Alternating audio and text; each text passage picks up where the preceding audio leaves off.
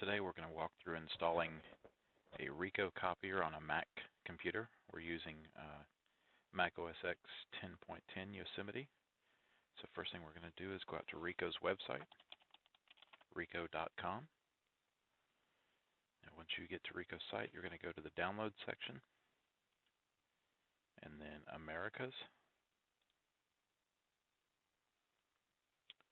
And here we're going to make sure to uncheck Manuals and Brochure. And then you're going to type in your model number, whichever model you're currently working with. I'm using a 4502, and search. Scroll down, find your model number listed below. Click on that. Agree to the terms and conditions.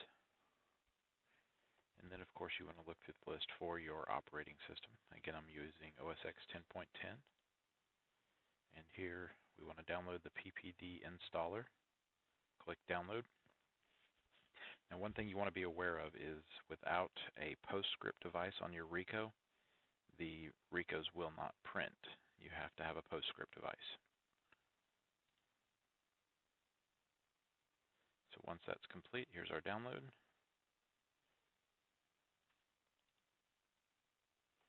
Go ahead and open that up, Show in Folder. Run that.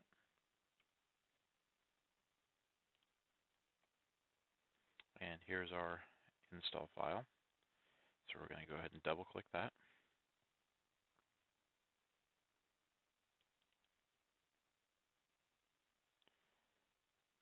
And then go ahead and click Continue. And then read the software license if you want. Go ahead and click Continue. Agree to the terms and conditions. Click Install. And then, of course, you're going to want to put in your password. Click Install Software. It'll run through the installation process. Click Close. And next, we're going to go ahead and open up our printers window. So click on your Apple, System Preferences, Printers and Scanners. All right, so we're going to click on the plus symbol here. And here we want to change to IP. Go ahead and put your IP address in for your copier.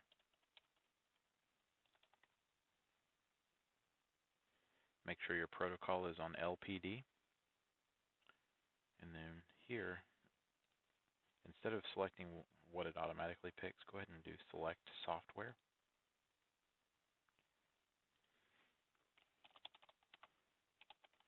And then you want to search for your model number. And it'll give you a list. This is what we actually just downloaded.